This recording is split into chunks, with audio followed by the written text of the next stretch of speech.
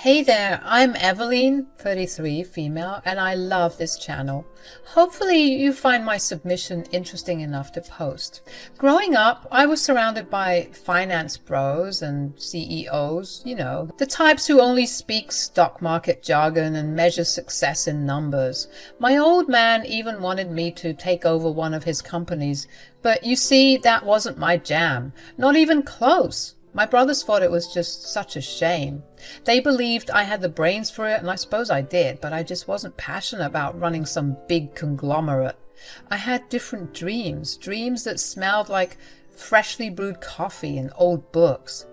So when I turned 24, armed with my business degree, I set out to make those dreams a reality. A quaint town, a cozy cafe, and a library. That was the dream. And you know what? It worked. Business was booming in about a year or so. Maybe too much. People flocked to my little spot like it was the last oasis in a coffee desert. But here's the thing. I didn't want to be swimming in piles of money like Scrooge McDuck. I liked the simplicity, the connection with the community, and the grind. It's just like playing The Sims. Sure, you can cheat for unlimited money, but where's the fun in that? The real joy is in the hustle, the sweat, and seeing your hard work actually pay off. I wanted to downsize, keeping things simple, but luck just wouldn't let me. I was even rejecting business offers that came my way. My patrons would beg me to expand into something bigger, but I didn't want any of that. It's not that I'm ungrateful, but too much success started feeling like a cheat code that I couldn't turn off. Then one day, everything I thought I knew changed and flipped my whole world upside down. Let me set the scene for you. It was a typical day at Nook, the name of my cafe library, and in came some swanky-looking businessman. Now, let me tell you, he looked like he had just strolled out of a boardroom meeting, completely out of place in my quaint little cozy shop. The man was dressed in a business suit, looking like a handsome stranger in a rom-com, but I wasn't going to let the looks fool me. I'd been approached by many businessmen in the past, wanting to transform my cafe into something bigger and better, but those idiots just couldn't understand that I didn't want that. So when I turned them down, things got really ugly. They would threaten me with all sorts of things, saying they'd ruin me, but I would just yell back at them, not scared of their empty threats. So when I saw this man, I met him with some hostility. I thought, great, another business owner wanting to rip the love and soul out of my cafe, replacing it with something soulless like a laundromat. So naturally, I started yelling at him, telling him to leave, and that I wasn't interested in selling my baby. However, my dramatic entrance quickly turned into a comedy of errors. The man, Cleo, wasn't there to snatch away my dreams. He was just a regular guy who just wanted a cup of coffee. Talk about judging a book by its cover. You'd think I'd know better. Obviously, I was mortified, and to make amends, I offered him bottomless coffee for the day. As we started talking, we were clicking, and I didn't want the day to end. Even when I closed up shop, he stayed a while longer, and we were inside chatting away like we were old high school buddies catching up on life. It was effortless. The conversation flowed, and for the first time I felt a connection that I had never experienced before. Who would have thought that the man in the business suit would become the love of my life, turning my cozy cafe and library into the backdrop of our own little love story? Life really does have a funny way of surprising you when you least expect it. Well, as you might have already guessed, not too long after that, we started hanging out more and more, and eventually we started dating. Cleo was my Italian stallion, and he was slowly becoming the love of my life. He had this irresistible charm and that accent. Oh, don't even get me started. We clicked, and before I knew it, we were married. But here's the twist. Cleo's dad, Arnaldo, was not your regular Italian nonno. Arnaldo was a successful entrepreneur himself, and he had this vision for Cleo to join the family business. That meant bidding farewell to our cozy little town and heading to the bustling city. And you know me, I wasn't thrilled about it. I loved my little cafe and library, and the thought of leaving them behind felt like tearing down a part of me. Cleo, I appreciate the offer, but I can't just get up and leave my little haven here. This place is my dream, you know that. Eveline, I get it. Your cafe is amazing, cozy, full of character. But sometimes stepping out of your comfort zone can lead to even greater things. Greater things? I like my life to be simple. Simple is good, but there's a whole world out there waiting for you. Think about it. Expanding could mean more people experiencing the magic you've created here. But what if it loses its magic? What if it becomes just another soulless business? I've seen too many of those growing up, and it can feel so lonely. That's where your passion comes in, Eveline. You've poured your heart into this place, and that essence will stay with you no matter where it goes. Plus, you'd be reaching more people who need that cozy escape. I guess I never thought about it that way. Life is about growth, and I see so much potential in you and your cafe. Imagine the stories you could share with more people. I do love sharing stories. Exactly. Your cafe has its story, but what if it could be a part of a larger narrative? You've got something special, Eveline, and the world should know about it. You make it sound tempting, Cleo, but it's scary. The best things in life are usually, Eveline. You won't be alone in this. I'll be right there with you. But love makes you do crazy things, right? So I agreed. All right, Cleo, let's do it. Let's see where this journey takes us. That's the spirit. Who knows? The next chapter might be even more incredible than the first.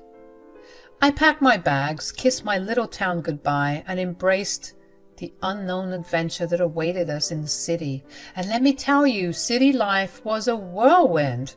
It brought challenges, new faces, and a taste of a lifestyle I didn't really miss, to be honest.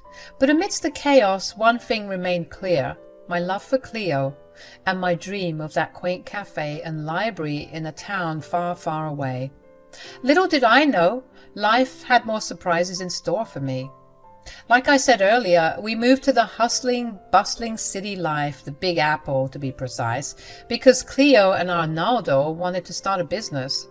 But this was more than just starting a business. This was Arnaldo's way of testing his son and seeing if he had what it took to mess with the big boys. Arnaldo was always a tough nut to crack, stern and unyielding in his expectations. Cleo always faced an uphill battle trying to step into the big shoes of his father. I'd see Cleo night after night poring over business plans, trying to be the man his father wanted him to be. You see, Cleo wasn't really the business-savvy type. You know how I said that I had a knack for this life? Like it just seemed that I was destined to be a billionaire businesswoman. Not my words, but my brother's. Yeah, whatever spark I got, Cleo had none of that. It was actually quite sad to see him try so hard for his father's approval, but always fall short. I would comfort him and reassure him that everything would be all right, but Cleo didn't want words. He wanted numbers. He wanted results. I couldn't just stand by and watch him struggle, so I stepped in, showed him the ropes of the trade. Business wasn't just about numbers, it was about passion, caring for the people you worked with and understanding the heartbeat of your community, and that's what really mattered.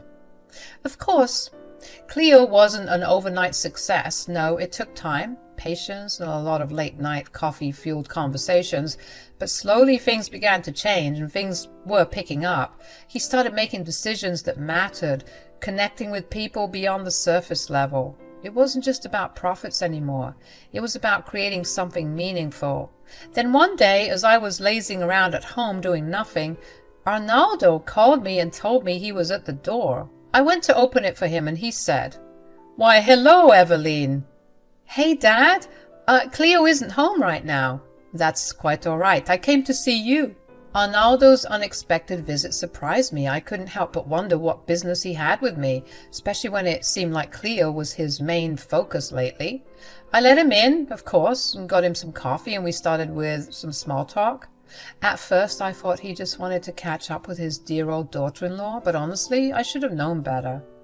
The atmosphere in the living room shifted when Arnaldo said he had something serious he wanted to talk to me about. Arnaldo, with a serious face, confessed that he had something important to share with me. "But before I get into that, I just wanted to say thank you." "For what?" "I know it was you who taught my son to not be such a terrible businessman." What? I didn't do anything? He did it all by himself. Bless your heart, Eveline, but you can't lie to me that easily. Take the compliment. I've known my son since the moment he was born. He didn't have a business-savvy bone in his body. I mean, you have more talent in your finger than he does in his entire body. I know it sounds harsh, but it's the truth. And I'm sure your talents rubbed off on him. Arnaldo went on to explain that he intentionally kept Cleo away from business handbooks, telling him what to do and how to do it, saying that he wanted him to learn the hard way. That way he would be original and authentic to himself and his brand. However, the reality was that Cleo had already learned the ropes thanks to my guidance. I sat there, unsure of how to respond, feeling a mix of pride and guilt for helping Cleo without Arnaldo's knowledge. Now, he's soft. Yeah, sure, he knows how to make better sales than before, but trust me, I can see this going downhill. Why are you telling me all this? And that's when Arnaldo revealed why he came over in the first place. He came to tell me that he was removing Cleo from the family business and replacing him with me as CEO. The offer caught me off guard, and I immediately declined. I couldn't fathom betraying Cleo like that, no matter the potential benefits. Oh, thank you for the offer, but I could never. Cleo loves this company, and this would crush him. Thanks, but no thanks. I thought you might say that. I hate to do this, but this is also the other reason why I came here. To show you this, like I said earlier. Arnaldo pulled out his phone and showed me a video from the company's CCTV cameras. Cleo, unaware of being recorded, was seen bragging to his friends about how he was a better businessman than I could ever be. What the frick? Yeah, she's just at home, you know. I don't know why she hasn't tried to start a business like I told her. It's pathetic, really. She looks like an empty shell of herself. Maybe it's for the best. It's not like she could ever top me when it comes to playing this game. Did you see my pitch from last week? And the sales are going crazy. And that's all because of, points to himself, this guy. They all started cackling like stupid frat bros. And I felt so embarrassed. How could he talk about me this way? Arnaldo, with a stern expression, explained that he wasn't blind to his son's faults. He had hoped Cleo would grow into the role, but the video proved otherwise. He's just a baby, as you can see. And I don't want any babies running my company. That's why I want you to run it, because I'm going to be stepping down. What? Arnaldo, that's insane. How could you leave? The company isn't even 5 years old. Eveline, I have tons of business and even more shares in different companies. I don't need this family business anymore. But just because I don't need it anymore doesn't mean I want to see it fail. I can't believe he said all that. I know this is a lot for you right now, but just think about it, okay? I thought this would be the perfect opportunity for you. Yes, the business is quite big, but I think it would be a nice challenge for you. I know you're still upset about having to leave Nook behind. Maybe this is guilt speaking, but I really want you to get your hands dirty again. You're a beast when it comes to this. You know this. My emotions were a whirlwind as I processed the unexpected turn of events. The offer to take over the family business felt dirty. I told him that I'd think about it, and that's when he went on his merry way to God knows where, probably to start another business or something, since that's all he ever did. When Cleo got back home from work that day, I couldn't help but see him differently. Could you blame me? It turns out I didn't know my husband after all. In the following days, I was acting a bit cold towards Cleo. I couldn't shake off the hurt caused by his words, caught on that stupid video. Cleo, perhaps sensing my change in attitude, attempted to act overly nice, but I wasn't buying his crap any longer. As time passed, my anger and resentment only got worse. The realization that Cleo, my own husband, had spoken so badly of me for the sake of bragging to his cousins and business partners pissed me all the way off. I decided that I would take Arnaldo's offer to replace Cleo in the family business. It felt like the perfect opportunity to prove Cleo wrong. So one morning, I decided to surprise Cleo at the company building. As I walked in, Cleo asked what I was doing there and why I was in a suit, wondering what brought me there. And seizing the moment, I said, Your father has asked me to take your spot. What? And I agreed. What? Dad? What the heck? Sorry, son, but she did teach you everything you know. You told him that? He figured it out on his own. You can't pull one over on me, son. I told you how much I hate handouts. Even if they're information. Why would I keep you when I can just hide the brains behind the operation myself? This is sick, Eva. How could you do this to me? Sorry, babe. That's just how the game goes. Maybe now you'll be the pathetic one who's just a shell of a human. The news hit Cleo like a ton of bricks. I could see the shock and frustration on his face as I confidently put him in his place. Suppressing my laughter, Cleo's friends and cousins witnessed the unexpected power shift. Cleo, unable to find the right words, stormed out of the building in a fit of anger.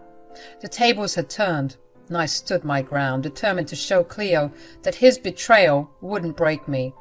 I embraced the new role, ready to prove that success could be achieved without belittling those you cared about. Despite the crazy start, my first day at the company went surprisingly well. The team welcomed me warmly, appreciating the change brought about by having a woman in a leadership role. It felt empowering, and I relished the opportunity to prove my capabilities. When I got home that evening, I knew I was going to have to deal with Cleo, but what I wasn't expecting was a pile of ash scattered at the front door. A deep breath and cautious steps led me inside, where I confronted Cleo about it. His response, filled with fury, explained that my actions had ignited his anger. Babe, I know you're hurt. Eveline, you embarrass me in front of my family. How am I ever meant to show my face again? I don't know, Cleo, and I don't care. You should have thought about that before you were crapping on my good name. I helped you, and this is how you repay me? You needed a taste of your own medicine. Cleo started yelling, saying that no one had the right to embarrass him without consequences. You think you're so slick? You think you can get away with this? Well, think again. You'll never be the head of the company. You saw that pile of ash at the door? Well, that was all the documentation I had as CEO. Now you're gone, and there's nothing you can do about it. I'm not going to lie, that caught me off guard, but I wasn't about to let him know that. One thing my dad always hammered into my head, never let them see you sweat, and so I had to act quickly. Instead of panicking, I hatched a plan to manipulate the situation. With a confident smile, I told Cleo that he may have overlooked one crucial detail. I had a copy of a highly incriminating document.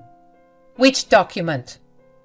You know, the one that you don't want getting out, the one that can completely ruin your life. You think I didn't know it existed? But I saw it one day and decided to keep my mouth shut because you're my husband and I love you. But now? Well, now I'm not so sure. You're bluffing. You have nothing. Am I? Why don't I call your father and tell him everything I know? The expression on Cleo's face shifted from arrogance to panic as he realized that I was being serious. Mind you, I was actually bluffing, but his worried face told me everything I needed to know. He was hiding something damning, and I was about to get him to expose everything. Cleo's desperation became evident as he begged and pleaded for me not to reveal his secret. Bingo! I kept twisting the knife further and further, and this grown man looked like he was about to cry. How pathetic. The tables had turned, and he found himself at the mercy of the very person he had underestimated. Fed up with his lies and BS, I had no intention of saving him from the consequences of his actions at that point. In a surprising twist, Cleo exposed himself, admitting to embezzling funds from the company with an unsettling nonchalance, claiming, "It wasn't even that big of a deal. I just took a couple of $100,000, that's all." The revelation left me shocked, realizing just how bad his secret actually was.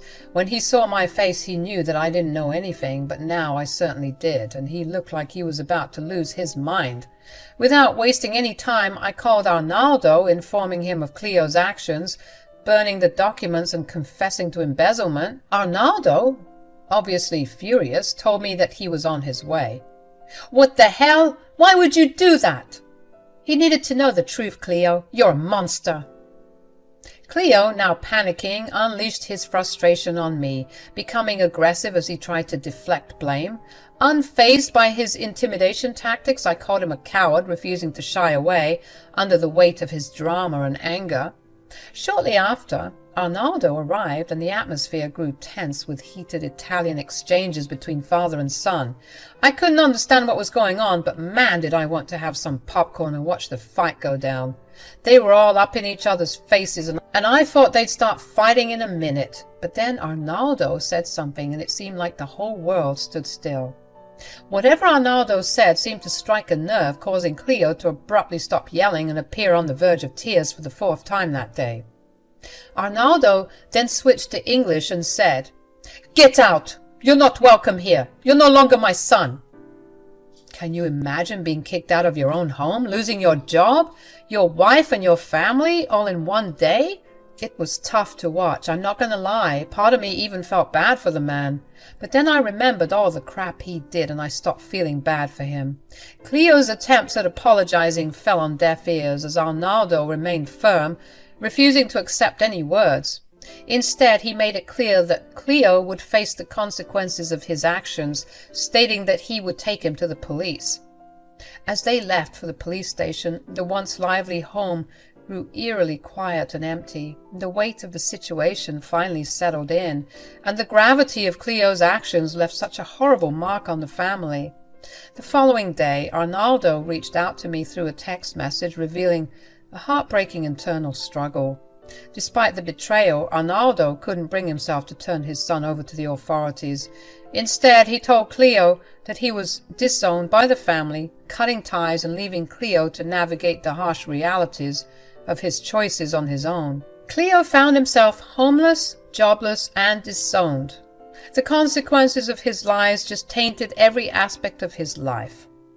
I'm currently working on getting a divorce from the man. Having any associations with him would be bad for business, of course.